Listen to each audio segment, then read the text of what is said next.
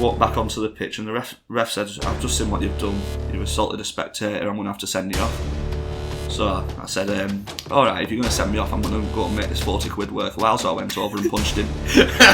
And whilst playing, I've witnessed a few broken noses that come through elbows with challenging headers and just minor scuffles like that. And he took my name from one of our players at the end of the game, reported me to the league. I ended up with a £40 fine and a 2-match ban. Just sidelines, yeah. Just for verbal abuse? For verbal abuse, yeah. Next thing, all 22 players, all the subs, all the parents were in a bit of a scuffle, and I walked away with a 12-week ban and a £106 fine. Once that final whistle's gone, it's all gone back. Yeah. Okay, welcome back to Byrons World. Welcome back to episode 3, where we're back to a day in the life of, and today it's going to be the day in the life of a Sunday League football manager. I am joined by Aiden. How are you today, Sunshine? I'm good, thank you very much. Absolutely excellent. So yeah, the day in the life of a Sunday League football manager is Earnshaw Bridge FC. If you're wondering, the football shirts that we've got on, here they are, Earnshaw Bridge representing. So, Aiden, did you used to play for Earnshaw Bridge? The team started up probably the year I really gave up playing. So I haven't necessarily been a regular player. I've helped out when we've been short on players a couple of times and done a little bit, but I try to knock it on the head a bit now. And what position? I've helped out all over. I've played in nets, I've played up front, I've played centre half for them. So you're a utility man? Yeah, a bit of a John O'Shea. So what made you make the transformation from player to manager? Poor diet mainly. I just realised I was getting too big, got too lazy, couldn't do it to the standard I wanted to do it, and that my mates could do it at anymore. Realised the best thing for me was to knock it on the head. Was there a position, did somebody come to you with the position then, as a manager, like, look, we need a manager who's going to step up, or? No, myself and 2 friends had the idea of starting up a Sunday League team because we were fed up of the teams we were at the time. And obviously we knew we needed a manager. I knew I wasn't going to play with the calibre of players we were going to be wanting to get down. So I just signed myself up, nominated myself, and I'll manage the side. One of the lads is the chairman and the other lad's the secretary, but they're both players as well. So you actually created it? Yeah, we started the team. See, I didn't know that before the pod. I feel a bit stupid now. So how did you go about that? You know, creating the team, submitting it to the league, and there was a lot of paperwork involved that I wasn't a part of. The secretary, Carl Marrow, takes care of all the paperwork side, so I don't get much hassle. I don't have anything like that. He applied to the league, filed in with everything, and sorted it all out himself. Just all he had to do was put my name down for manager. How was the process? You know, getting well, you'd have to get around 15, 16 lads, I'm guessing, as a backbone. You know, together. How did you go about that? Was it just through mainly friends, or people who through know friends who know friends, and then it was. We've all played football all our lives, the 3 of us, so we knew the players we wanted to get down and the players that would suit. So the idea was get down 1 goalkeeper because we knew at the time I could play at the backup. Yeah. We wanted to get at least 6 defenders down, same for midfielders, and at least 4 strikers. So we were looking at getting a squad of about 18 down, so you can name a squad of 16. So it was, you can afford to have a couple unavailable every week, and we can still get by. When did the squad form in like the pre-season period, or was it? We came up with the idea in the January, February time. I think we made a formal application in April, May, and we started our pre-season first week of July with 4 friendlies or something like that. And then the season started? The season started in the end of August. Bloody hell. So it's a short turnaround. Yeah, so you managed to get the 18 lads together Yeah, we had the 18 lads together within 3 or 4 weeks of deciding on the team. So it was, I could get, we wrote down a list and I said, I can get these 6 or 7 players down, these all want to do it. Carl was the same, he said, I can get these 6 or 7 players down. Jamie, I can get 6 or 7 down. So all of a sudden we had a list of 20, say 2 or 3 couldn't do it. Then we had 18. So then in the gap between forming the team and the pre-season, what kind of training was you doing with the boys? Was it like kind of like Rocky up the hills? And our first pre-season, I tried not to be too brutal. I knew we were going to be starting in the bottom league. I knew physically it wasn't going to be too demanding. It was going to be dragging them out of bed on a Sunday was going to be the most difficult part of that season. Yeah. So training wise, priority was getting them playing together, getting used to them, because some of them had never met at the start of this. So yeah, it was getting them playing together, getting them used to each other. And then did you see relationships within the team starting to form as the time went on, when there was training together through the summer and everything before, in the pre-season?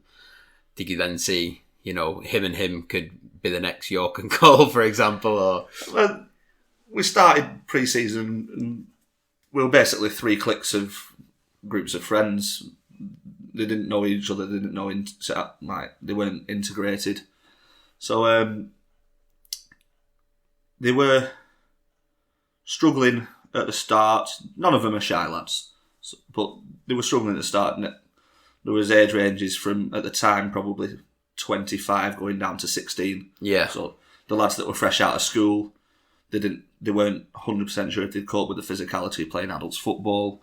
They could have took the easy option and gone and played under 18s with the mates. Yeah.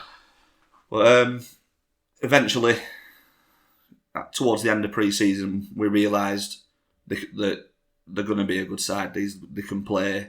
They're linking up well, even. And then the 3 groups all of a sudden emerged into 2, into 1, and they're just a good group of friends that get out on a Sunday morning and play football now. Yeah. One of the first things I want to talk about with the Sunday League side is training, because you hear stories and you see things on Facebook, some of the lads who don't really turn up at training, but they're in the side every week. As a Sunday League manager, what's your take on that? How many times, so a couple of questions really, how many times a week will you get your lads to train, whether it's just once a week, twice a week, and these lads who think they can take the piss, just turn up on a Sunday after a skinful, not a problem. Do you take the approach of, he's one of our best players, he doesn't have to train? I'm going to expose you here to your boys, aren't I? What's your view on people who don't turn up to training, and how many times a week do you train the lads, and do you push them as much as you can at an amateur, but no offence, but it is an amateur level, isn't it? It is. And to answer the first question, pre-season we train twice a week, once on a Thursday night and once on a Sunday morning. Yeah. Secondly, it's during the season we train on a Thursday night, just the once a week. The second part is we do have players that don't want to train. I get a handful of messages every week going with some terrible excuses, and I'm not going to go into the excuses, but there's some terrible ones. And so some of our players should be regular starters that don't turn up to training, and it's difficult to keep everybody happy when that happens. Obviously, I have players that don't want to train, that want to just get up and play football on a Sunday morning, and they're good enough to do it. But I don't see how I can charge someone £3.50 to train, £5 to play on a Sunday morning, and play them a lot less in a season than someone that's only going to turn up on this Sunday and not pay the £3.50 for training and only pay his £5. So with us being an amateur and us paying, I try to keep it as fair as I can. I know it's not always easy because there is a range of talents. We're a small range, but we're a range of talents. It's good to hear that though. Like, so you'll keep a lad who's there every Thursday and he's turning up to the games every Sunday. Maybe if he's not as talented as one of these lads who's rocking up just on a Sunday just to try and get his hat trick. You know what I mean? So you would prefer somebody who's training, putting the effort in, working hard. You'd put them in over, somebody who's just rocking up just for the games. Of course, I think everybody that's going to run a football team wants people that are going to be there at every event. Whether it's training, a match, or end of season do, Christmas do. If they're there, they're keen. I'm happy. Yeah, I want players like that. Of course, I think everybody does, but not everybody's as much as. I'm 26 now. A lot of my players are 25 to 30 now. Not everyone's in love with football the same now. Not everyone wants to go out 2-3 times a week to go and play football. Yeah. Some are playing 7-a-side, some are playing 5-a-side. Some of them just aren't into it anymore. They're finding other things. Some like to go out for a beer, some like to spend time with their families and stuff. So it's hard to punish not turning up. Yeah. But I want people that are committed. What's the worst excuse you've had? I'm not going to go into excuses. Not off the top of your head. No. I've had some stinkers, but if the lads listen to this, then they'll think I'm exposing them. There's no way on earth I'm going to go into worst excuses. What's the lowest number you've had at training then? I think we've had 7 from when I get a match day squad of 16 that Sunday. What do you do though when just 7 people turn up? I think we just did shooting drills. Yeah. I think we had one keeper turn up and 6 players. Let's just like, game of red arse. let's whack some balls at keeper for a bit. In terms of style of play, what kind of manager would you compare yourself to? Style of play, I demand hard work from my players. You Southgate. they work hard and they have to be physical. If they shy out, they get hooked. No, you're Sean Dyche then. if they shy out of Neil Warnock, but tactical wise, they have to be hard working. They have to be physical.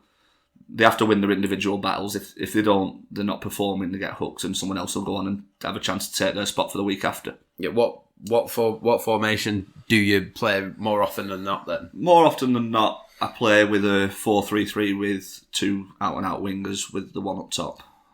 One holding in the midfield or just straight?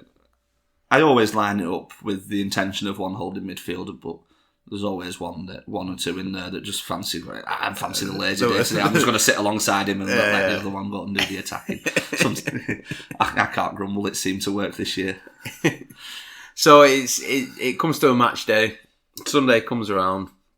You get to the location where you're playing, whether you're home or away. On average, how many of these lads are turning up half cut? To be fair, by Sunday League standards, we're at a quite good level now, and they realise that if they turn up pissed up or half cut and they don't perform, they'll lose the spot for the week after. So I'm quite lucky to have a team turn up 90% sober most weeks. Yeah. So I get 1 or 2 every week. A few that are a bit late. I've had one lad turn up at half time. Did he get subbed on? No, he didn't. I don't think he got a kit that day.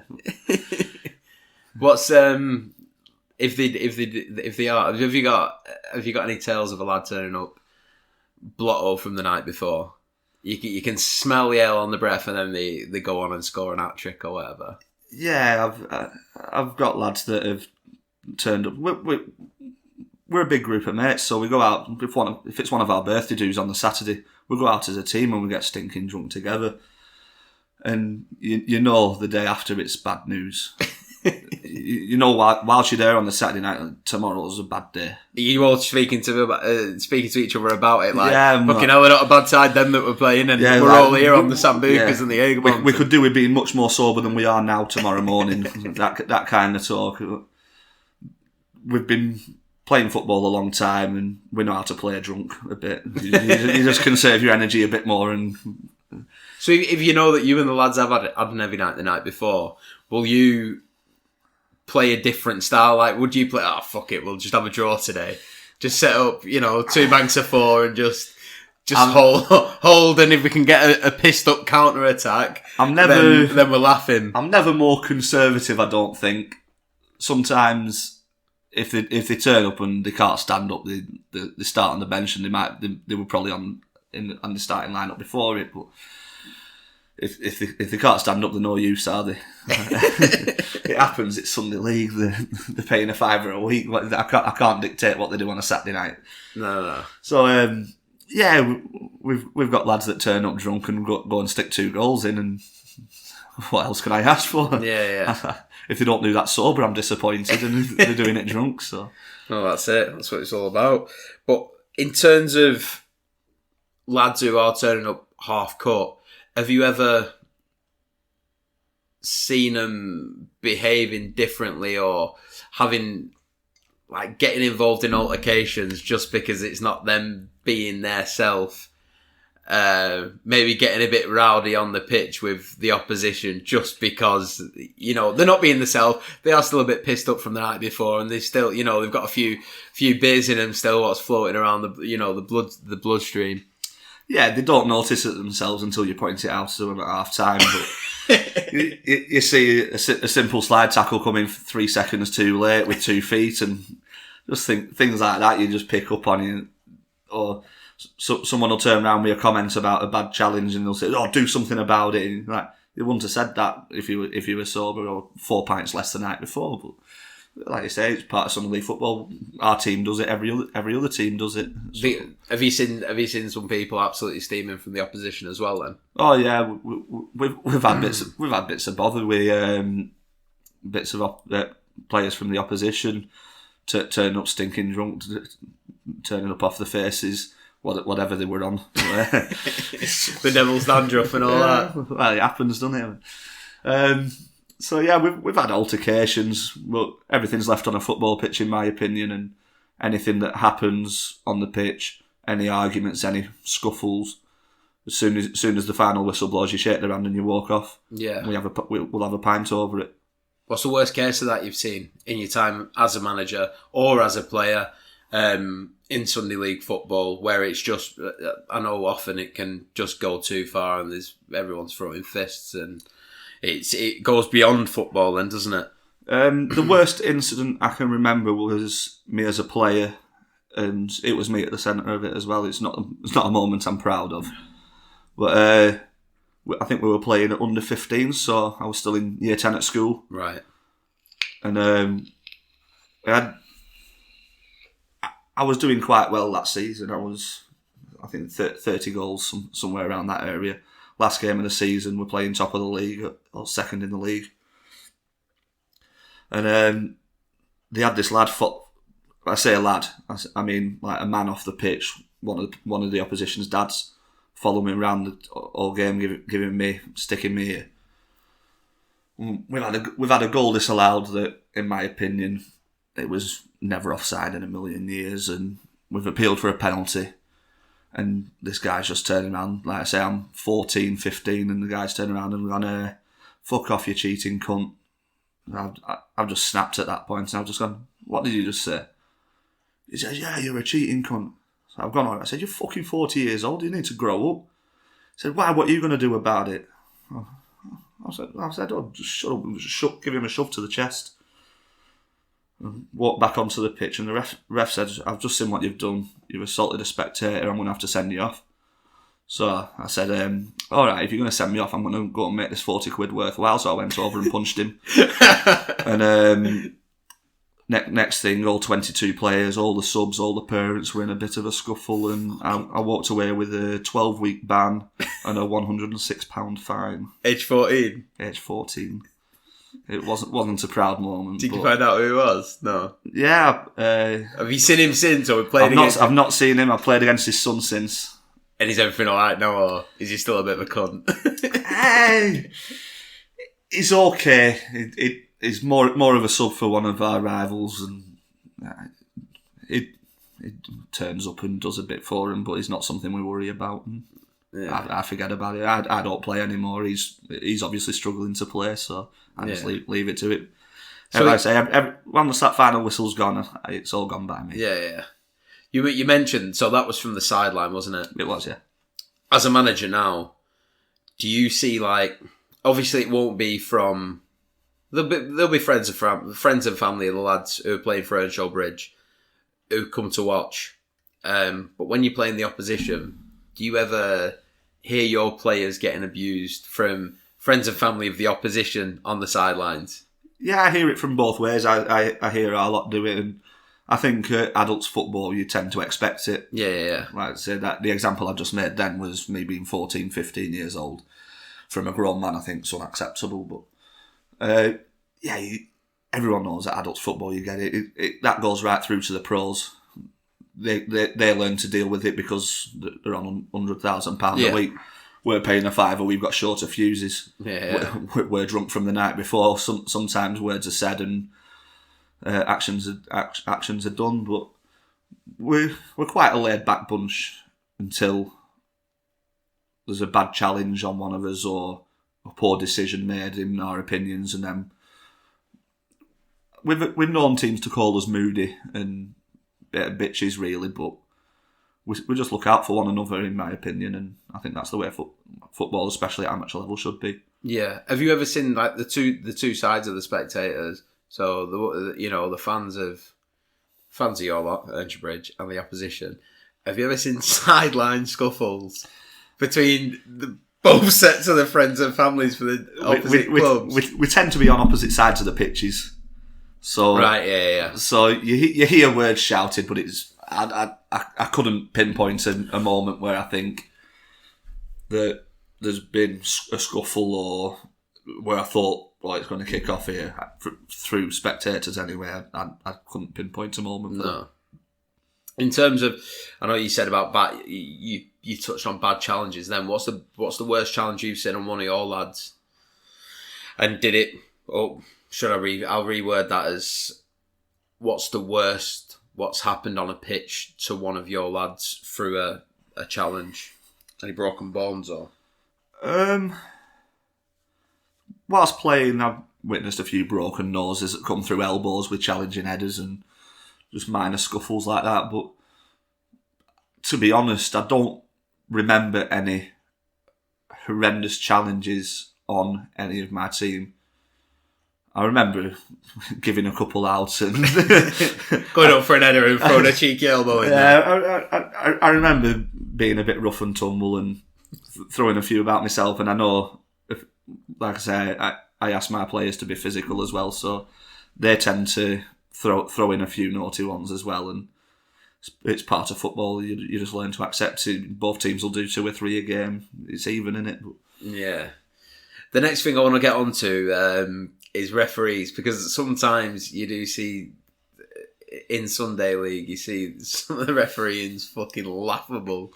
Have you personally had any bad do's with the refs, and could you get sent away from the sidelines on Sunday League or? Earlier this season, actually, we played a night game, and the referee turned up, and is one of them where it's when you see the ref turn up and you just go, oh, for fuck's sake, kind of thing. Not him again. Yeah. So like, oh, we've got him again. And he's denied as a Stonewall penalty. We're 4-2 up at the time. The next goal kills it off. And we're 4-2 up at the time. He's denied as an absolute Stonewall penalty, the last man challenge. You've never seen anything like it in your life. And he's just said, nope. He's not won the ball, but I don't think he's taken the player either. I think it's a dive. I'm like, well, book our player then if you think it's a dive. And I give it, you need to change the lenses in your fucking glasses and all this. He pulled me over to one side, never sent me off. He said, I can send you off now. I said, but you're not going to. I know you're not going to. I said, but I can do. I said, but you're not going to, so let's get on with the game. And he took my name from one of our players at the end of the game, reported me to the league. I ended up with a £40 fine and a 2-match ban for the sidelines, yeah. Just for verbal abuse? For verbal abuse, yeah. Fuck. What about I deserved it, but it was the wrong decision. What about your players? You must sometimes stand there on the sideline, and the ref makes when the ref makes poor judgment of a challenge or of a challenge or whatever. You must stand there trying not to fucking laugh sometimes with some of the stuff that your lads are saying to the ref. Have you ever seen many altercations between the referee and your players? And if so, what's the worst case of that you've seen? We've got a couple of players that like to whinge a lot at referees, and we had a referee drop out pre-season for one of the friendlies, so I ended up reffing it myself. And I was still getting dogs abuse from my team. I tried to keep it as even as I could, and I turned around to one of our centre mids and I said, "Listen, I'm not a referee. Like, I'm just making it so that if you get a football, you turn around I can't play well if I don't give the referee abuse." Yeah, but that's all going to change next season. They're bringing in sim bins, 10-minute sim bins for dissent in Sunday League. Are they? Sunday League, that's good. So any form of dissent now will be sent to the sin bin for 10 minutes. Spot on. Back to the sidelines again. Do you have many hecklers? I asked Danny the same question of this. Obviously, Dan from Byrons was playing in a band, and I really thought that they would have some hecklers. But on a Sunday League pitch, you do get the classics. The referee's a wanker. I've seen milk turn faster than number 9 or whatever. Do you ever hear anything from the opposition's friends and family again? We'll call them fans. The opposition's fans towards your players, or do you ever hear them hurling abuse at your players as they're on the ball or whatever? You hear the classics. You get the like you say, I've seen milk turn quicker than number 4, or I've had closer encounters than that shot was close. you hear the classics, and I like to give out my fair few, but I'm not as funny as some of the others that come out with them. So yeah, I try to just keep a lid on it at times, but sometimes it just gets a bit too much, and I like to join in as well. Yeah. So.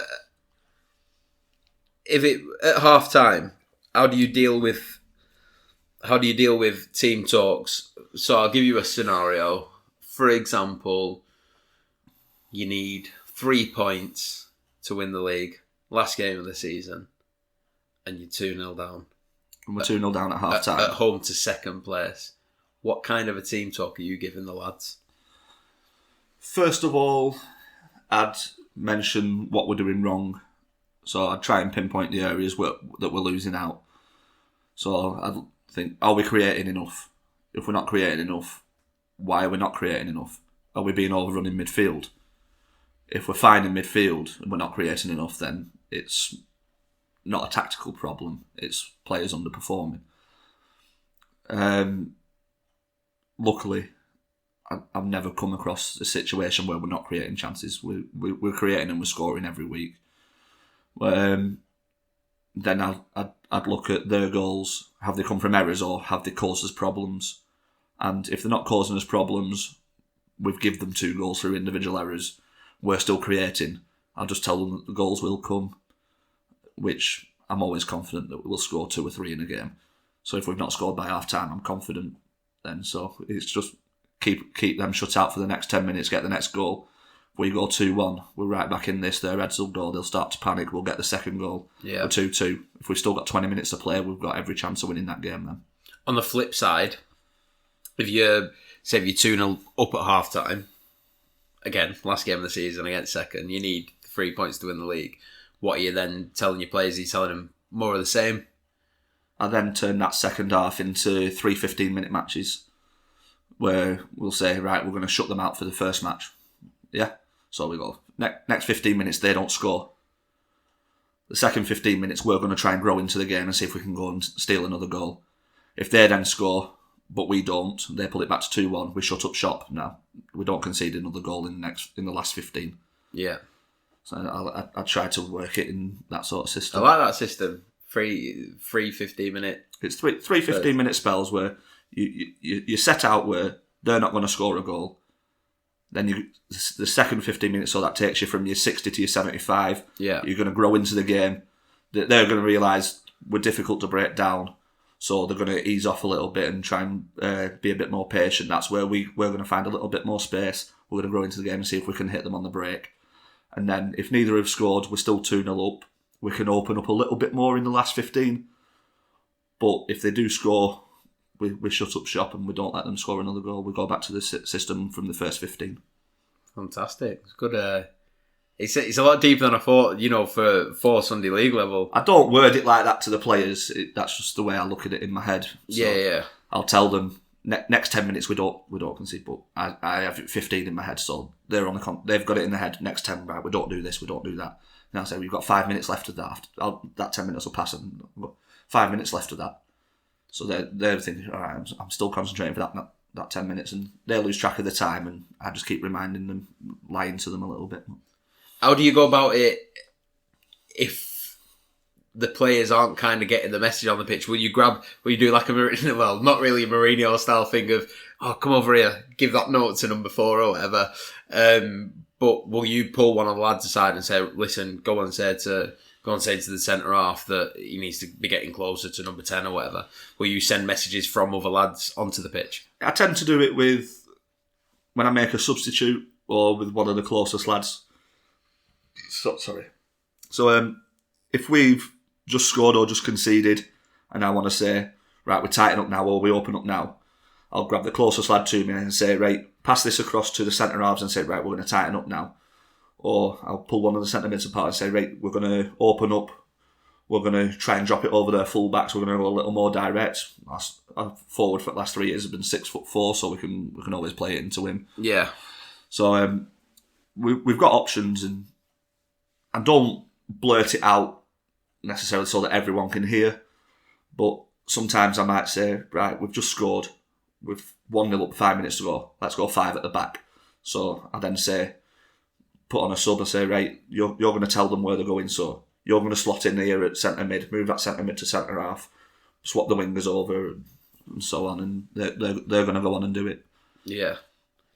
Right, so that's going to be, we were just speaking about half-time. This is going to be half-time.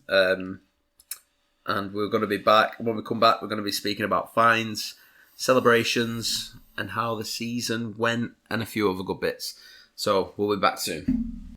Okay, welcome back to the second half of the podcast, where we're here with Aiden, who is the manager of Earnshaw Bridge FC.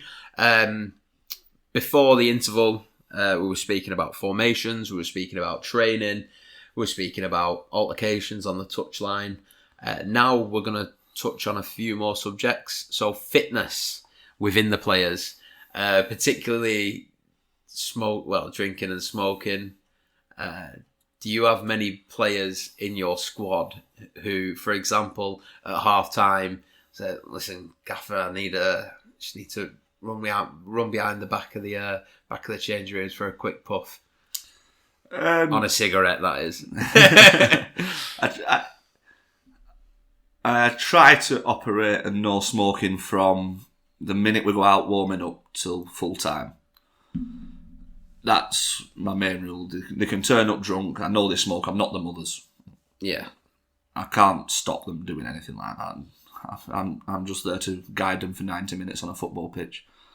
But so if I sub someone off, with it being roll on, roll off, if they spark up a fag on the sideline, I try not to bring them back on. If obviously injury comes in and I need them to go back on, then they are going to, and that's my rule out of the window. But that's what I try to do.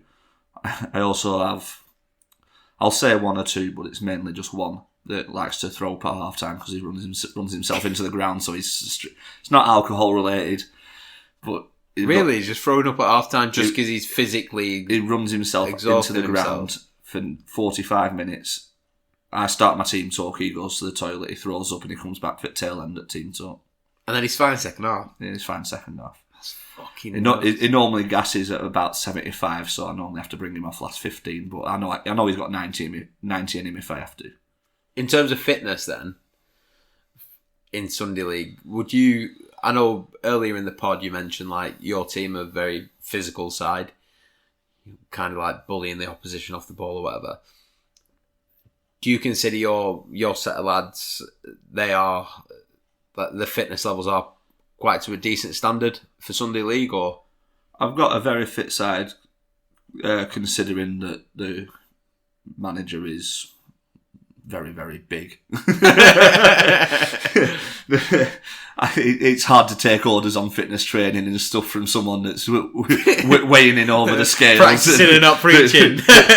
Someone that had struggled to come on and play the last 10 minutes can't really tell them, right, you need to run a marathon in this game, kind of thing, can they? But obviously, I'm not going to get everyone fit through one training session a week either, so it's down to them to look after their own fitness. If they're not fitter than the next person, then the next person plays. That's that simple. It's down to themselves to look after. I'm not saying they have to go on 5-6 runs a week or anything like that, but as long as they're fit and not struggling to play whether it's half a game, 60 minutes, full game. If they've only got 10 minutes and they'll only get 10 minutes, it's down to them to, however fit they are, that's how long they'll play. Do you do a lot of running and like hill sprints and stuff like that when you're in training, just to try and improve stamina, or?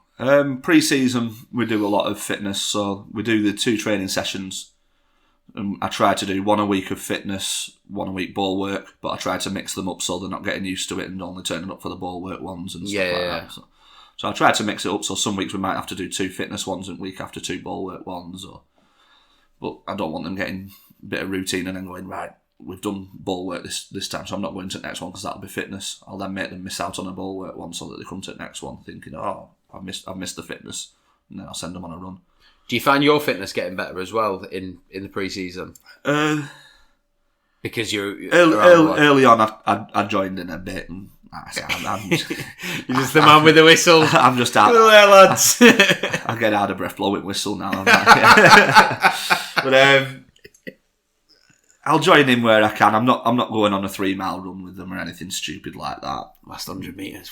Yeah. If they're doing a sprint session or a bit of core or something like that, I might join in with them. But at the end of the day, I need someone to watch over and make sure they're not cheating themselves, kind of thing. So I'll just watch over them during them fitness sessions and make sure they're not doing anything they shouldn't. No knees down where they should be in the press up position and stuff like that. I've done it all before. I know the tricks. So you're the man behind them with the foot just pressing on their arse. Just get down. Yeah. If I find them cheating themselves on a push up, I might even sit on the back. But we do a lot of piggyback hill sprints and stuff like that. So, really? Yeah. So they'll carry the partner up, someone obviously similar fitness level, similar size, and we go on to the local park and we'll go up a hill. I think it's about 50 metres long. And they can either walk up or jog up, but they jog back down and then they switch. And we'll do a relay on that. Have you ever been on the back? I've been on the back. I've been on the front. I did it. It's something I picked up from being a player. We had an absolute fitness freak as our manager when I played. So it's just a drill I picked up from him, and when I was fit and able to run, I used to do that. So yeah, I made them do it. It's easy now.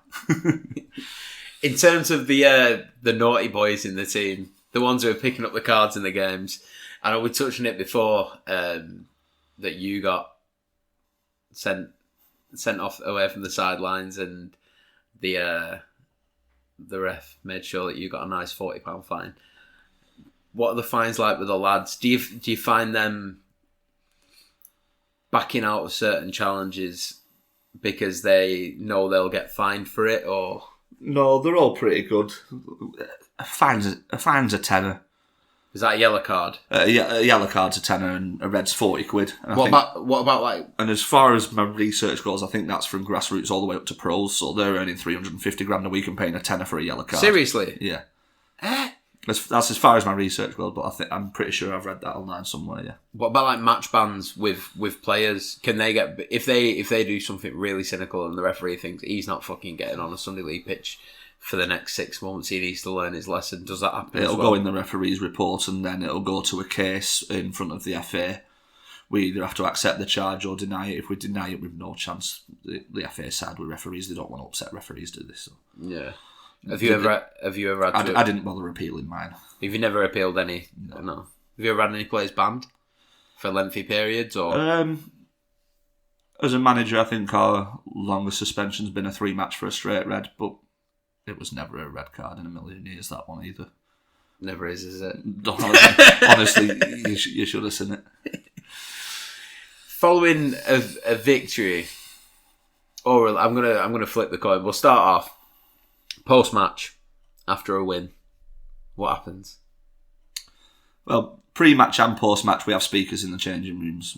We have our pump-up music before the game. Who's the DJ? You? No, one of our midfielders always brings the speakers, always plugs his phone in. He's got a pretty good playlist. We just leave him to it.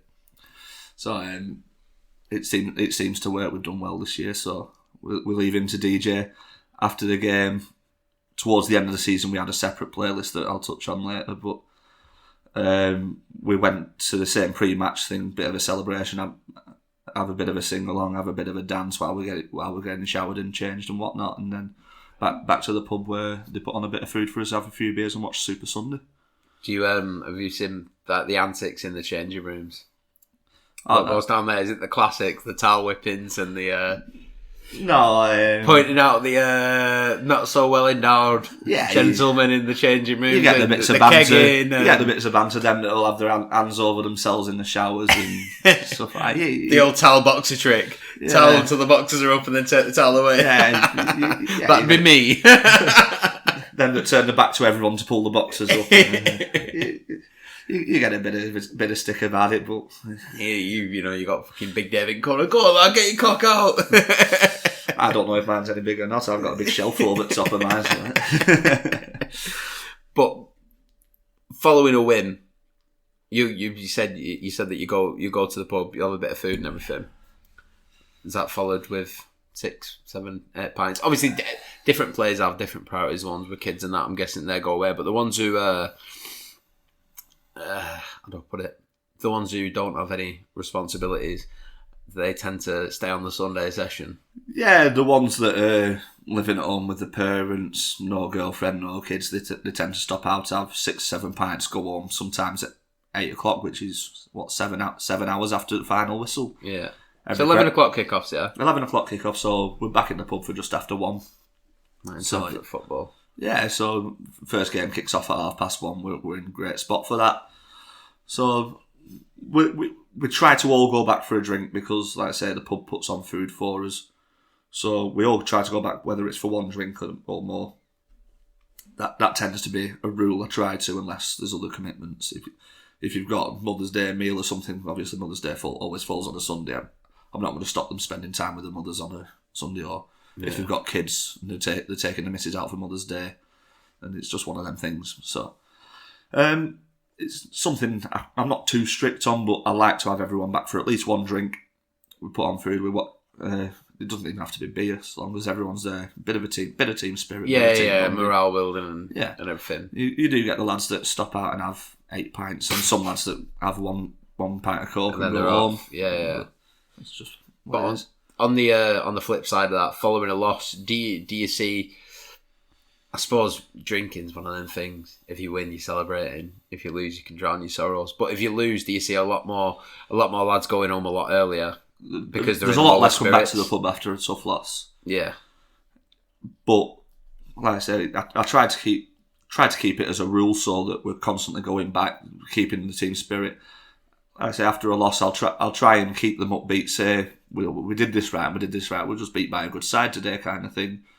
Let's go to the pub. Let's have a beer. Let's forget about it, and we move on to next week. So that's the way we try to go about it. Yeah, it's not always that easy, but this season. It's been a good one. I come to ask for more. Talk to me about the season. So I'm starting off. How many years have you actually been a club now? We were established 2016 that summer, so we joined the 16-17 season in Division 3, which is the 4th division, obviously with the Prem. And we came 3rd that season, got promoted. Spent the next season in Division 2, came 4th that season. We were lucky to scrape promotion. We probably shouldn't have gone up, but with teams dropping out and folding and new teams joining, we scraped promotion that year. So first 2 seasons up and up. Yeah. And we've just completed our 3rd season we've got promoted again, and we won the league unbeaten in a 20-match season. Unbelievable. 18 wins, 2 draws. So now you're up to the heights of the going Prem. up to the Prem, yeah. Spot on. What was it? 18 wins, 2 draws? Yeah. So he was unbeaten. And the season before he was unbeaten as well? No, the season before we finished 4th place. We probably didn't deserve to go up. We scraped up by the skin of our teeth, really. But it was one of them. We've added a couple of new players. The new players have helped us fill gaps that strengthened by starters, strengthened by a bit more depth, and it's just took us to the next level for last season. Yeah. So you've literally had promotion and success every season. Yeah, next year's going to be a tough one. You must feel really proud of that though, mate. Something that you've helped create. I've got the easiest job of the lot though. It's obviously Carl, like I said, the secretary. He works his socks off behind closed doors and has to do all the paperwork. He's got his FA charter standard or whatever. He's had to do all the paperwork side of it.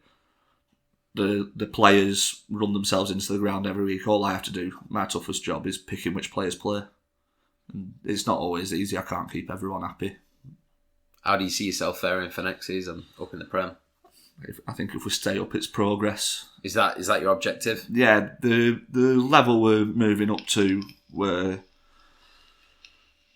a lot of them play Saturdays at semi-pro level. A lot of them are playing FA Cup qualifiers, FA Vars, stuff like that. They're playing at a very high standard, and it's a very, very competitive Sunday league. You've got the likes of Southport and Ainsdale, the Hunters and Ingle Rangers, AKH who were champions this year. They're just a massive golfing class. In our second season, we played Southport and Ainsdale in the cup and got beat 5-0. Season just gone where we've won the league unbeaten. We played Hunters and Ingle Rangers. They beat us 6-0 in the cup. Just a massive golfing difference. It's just a massive golfing quality. Whether I got the tactics wrong on the day as well, I don't know. We probably could. If we line up with an extra defender, we might lose 2-0 and it doesn't look too bad. Yeah. It was me being a little naive and wanting to go and chase a goal, but it's one of them things you've got to take as a manager. So in terms of the success you've had this season, how are you and the boys going to celebrate? We celebrated last weekend with our presentation due, and we had a lot of beer. There was a lot of beer consumed that day. Obviously, Champions League final day as well. Yeah. A lot of the players are Liverpool fans. I don't remember the final because I was on 5% lager for 8 hours before that game, and if you showed me the highlights from that game now, I wouldn't recognise any of them. But that were a good do, and I think it's 6 of us are off to Benidorm on the 4th of July as well to celebrate a little bit further 2 weeks before our first friendly. Carnage. Yeah. Go and see the cult classic Victoria as well. Yeah, we're just gonna nice little beach holiday. No beer consumed. Sand dune running and stuff like that. Just see a bit of nature. Beach sprints, make it tough for them pre-season.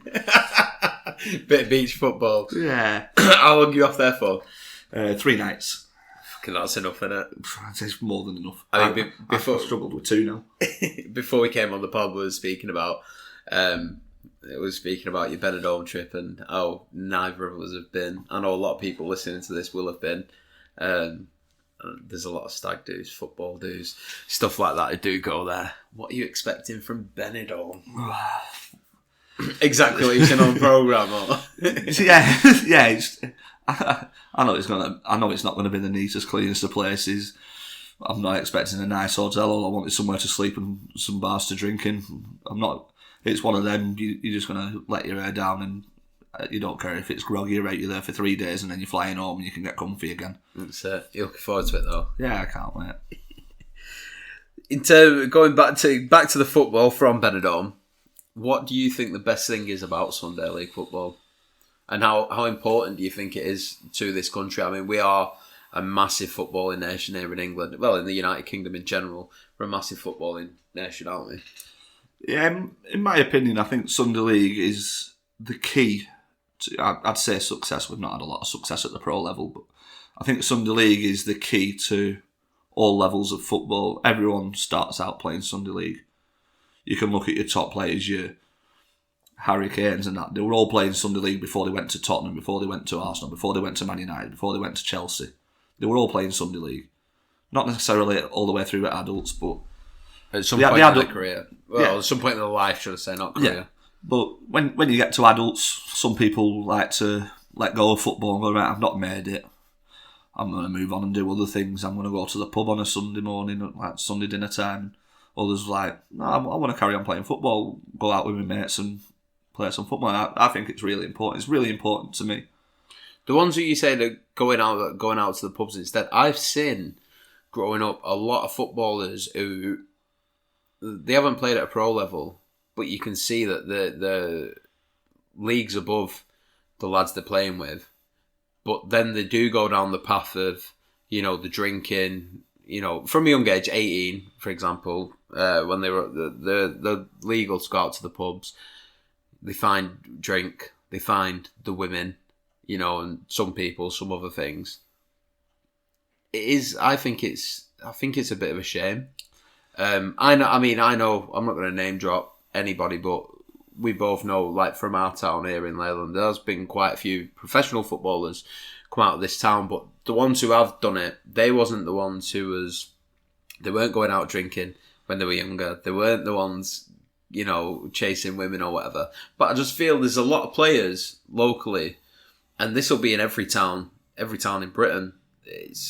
And they do waste the talent. I think it's you can go into any pub in the country and there's a wasted talent in there. Oh yeah, there's a wasted talent no matter where you go in this country. And I say we're from a town of 15 pubs. I say you can go in any one of them and any part of the day, and there'll be a footballer that could have made it. I know it's a misused term, but I know players that have been released from academies at 18 that could not necessarily made it at the top level, but could have got paid to play football, and getting released at 18 ruined them, and now they're on, like you said before, the devil's dandruff, and it happens. And I suppose such a harsh drop from being, I suppose at 18 you're a scholar, you're getting paid to play football at the time, and to be released from that, to have nothing to go to, it can be a tough drop. And it's not going to be easy for anybody. I wouldn't like it to happen to myself. But do you think British people in general, we suffer because, like, the level of football suffers, whether that be an English talent who's played for a Premier League club, the English player who plays in international, our level, do you think it's suffering because of our culture? Because the British culture, like, I'm not gonna try and mask it in any way, shape, or form, because I'd be lying to myself. Excuse me. We are a nation of drinkers, aren't we? That our culture is, you work, your typical lad like me and you, we work on building sites. So we go Monday to Friday, and then our release is going out on a weekend with the boys, having a few beers, whatever.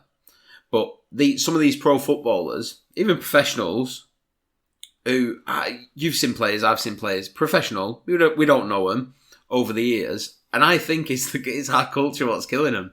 Seriously, I do. And maybe there's you see these greats from your Ronaldos, your Messis. In the past, you've had Brazilian Ronaldo, Ronaldinho. Their cultures aren't quite like ours. Do you think that's because of our culture? I mean, we can easily point the finger and say, like, Paul Gascoigne, perfect example. I don't want to, because I really like the bloke, and I think he is the best player to ever put on an England shirt ever.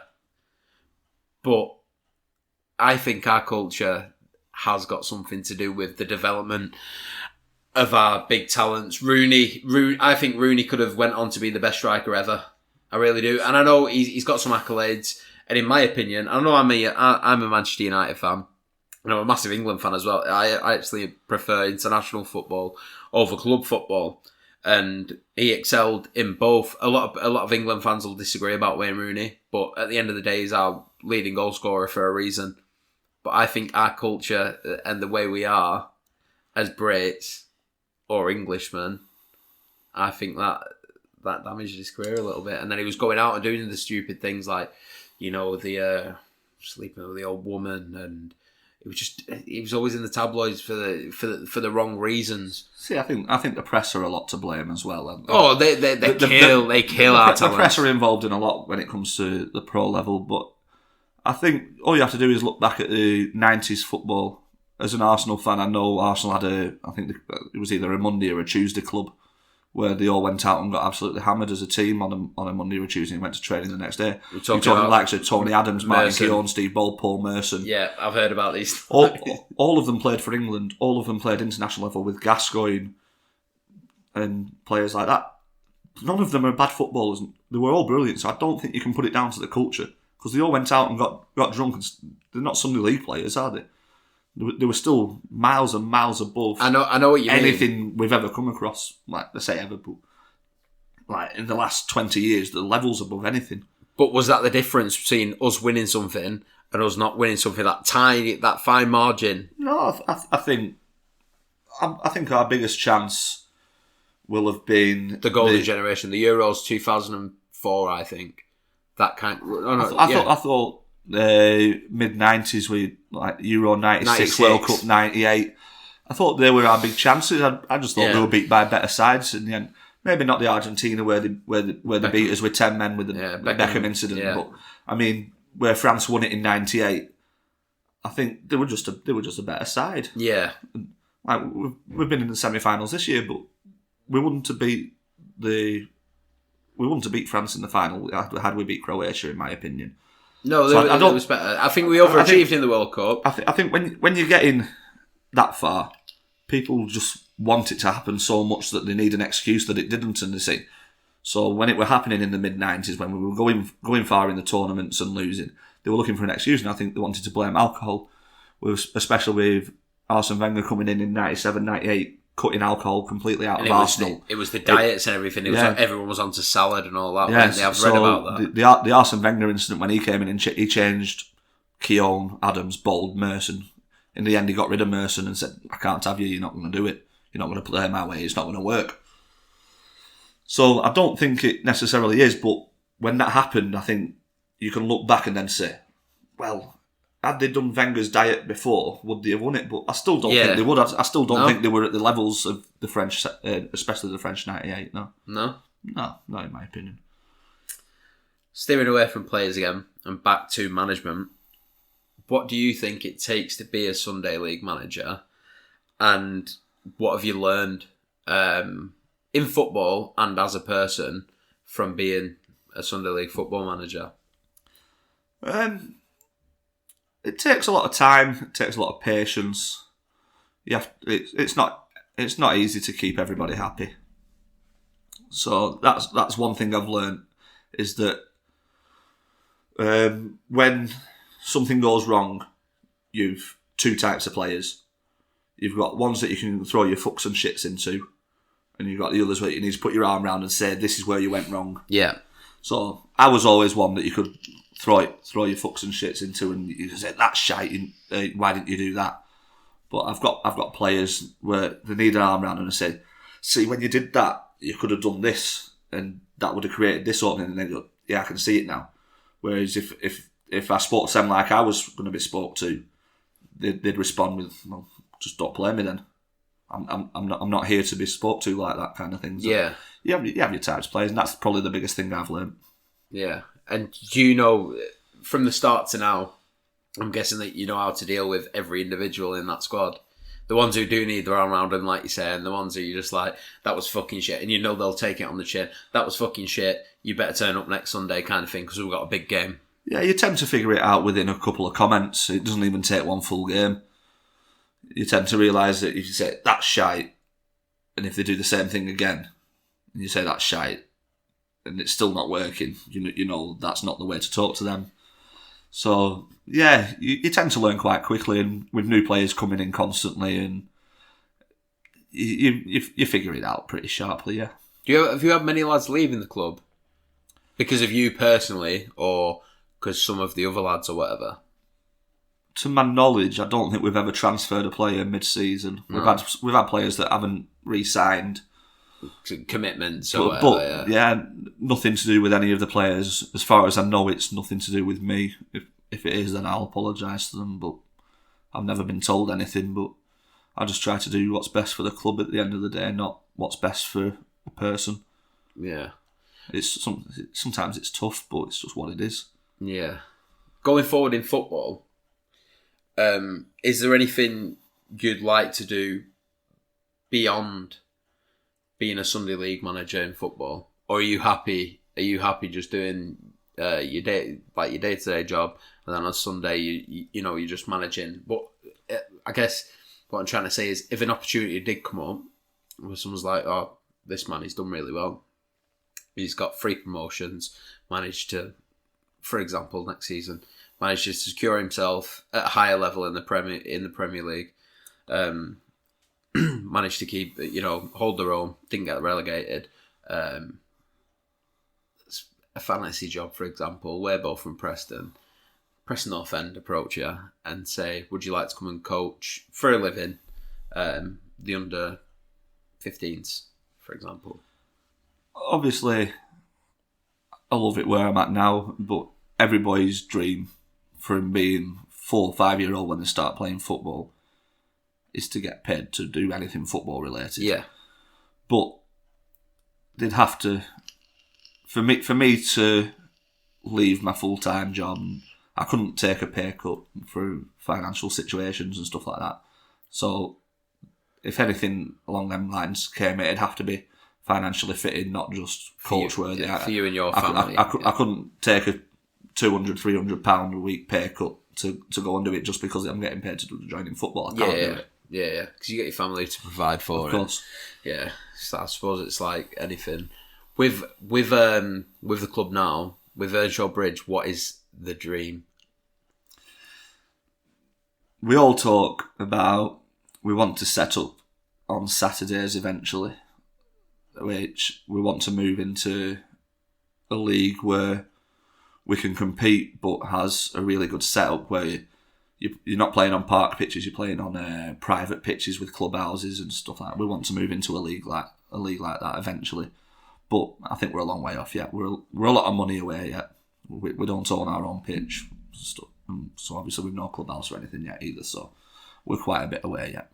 Do you have the vision of that though, like building? Yeah, it's a long-term goal. But obviously, it's a hobby for you, just like this is a hobby to me. Management in Sunday League is a hobby to you, but long term, say 5 years down the line, is that something that you want to build towards? Yeah, it's something we're constantly looking at that we want to be doing, but at the minute it's just not achievable. So at the minute it's just a dream in the pipelines, and we'll reassess ourselves next year and see where we are for that then. But no, at the minute it's just a dream. You could build a clubhouse. Lay the foundations, literally. It's buying the land. Right, so we're going to finish up. We're going to finish up now with a few quick fire questions. You ready? What? Any rules on these? Or? As fast as you can with the answers. Right. You ready? The greatest manager. No, all bias aside as well. With this, the greatest manager of all time. Sir Alex Ferguson. Pick one player. Anybody. Well, actually, we'll do one past. One present who you could have at Earnshaw Bridge. We'll start with past. At professional level? No, professional players? Yeah, to get in your Sunday League side. Past is Dennis Bergkamp and present would be Lionel Messi. If you could have one assistant manager, past or... Actually, we'll do again, past or present. One assistant manager for Earnshaw Bridge. I've already got him, it's Mark Johnson. Oh, God, you're such a kiss ass. Marky. No, if I wanted to go at the take a dream at the top level, I'd probably be taking what is a first team manager. No, you have to have an assistant. Yeah, so I have to think of the classic assistants. Steve Bolburn at Arsenal. He's rubbish. He's just been relegated under 21. Carlos Queiroz, United. Steve McLaren. I know Mike Phelan's always spoken really highly about from Alex Ferguson. Yeah. I think Alex Ferguson tactically and motivationally was the best manager the Premier League's seen anyway. So I'm 26 is the best I've come across. So he's always spoken really highly of Mike Phelan, so I'd probably go for him. Yeah, good choice. You're an Arsenal fan, if anyone didn't know. I know it's unfortunate. You can send Aiden just £1 a month. Support his Arsenal addiction. No, but if Arsenal could sign one player now from the present day, who would you sign? From the present day, I'm always going to take Lionel Messi. I think he's the best player that's ever lived. Even at his age now? Even at his age now, I'd take him for 2 years. Yeah? Yeah, 100%. I'd take him for 10 years compared to what we've got now. The last question. Fantasy 5-a-side team. And we'll keep the theme of past and present. So we'll start with past. 5-a-side team, go. So I'm going with a goalkeeper, a defender, 2 midfielders and a striker, yeah? Yeah. Past goalkeepers, I am going to go with Peter Schmeichel. Defender, I'm going to go with Tony Adams. Midfielder, Vieira and Zidane. And up front, Bergkamp. Present. Goalkeeper's hard now because Hayes had a bad season, hasn't he? Well, no, I don't think he's had a bad season. I think the United defence have just been fucking woeful this season. I'm keeping the same system with the 1 defender, the 2 midfielders. So I'm going to go with goalkeeper. I think for the year he's had, I'm not his biggest fan, but for the year he's had, I'm going to go with Alisson. Yeah, I'd agree. Virgil van Dijk takes the defensive spot. Yeah. I think he's the best in the world at the minute. Current midfielders, it's not an easy one. I'm going to go with Luka Modric, which pains me with him being ex-Spurs. Yeah. And I really like Thiago from Bayern Munich. Yeah, I think he's so underrated. And then Lionel Messi. No Ronaldo. He doesn't get in ahead of Messi, and he's playing as a forward and not a midfielder.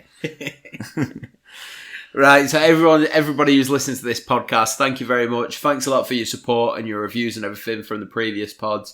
It really does mean a lot. If you did like this podcast, make sure you get over to Apple Podcasts, give it a 5-star review, and drop me a little comment. Anybody on YouTube, make sure you hit the subscribe button. And hit the thumbs up button as well. It's much appreciated. And maybe leave a little comment down there. If you've got any questions, I've opened up an email. So it's Byrons World. Sorry, San Miguel talking. Byrons World at hotmail.com. If you've got any questions, or maybe if you want to be a guest on the podcast. And where can we find Earnshaw Bridge? We can get them on Twitter, right? We're on Twitter at Earnshaw FC. We'll tag that. I'll put that in the overlay to the video as well, so that you guys can go ahead and see that. And I'll put it in the description on Spotify and iTunes. Thank you very much, Aiden. It's been an absolute pleasure. Thank you very much for having me. And we'll see you next time. Well, we'll see you, or you'll hear from me next time. Thank you very much. Peace.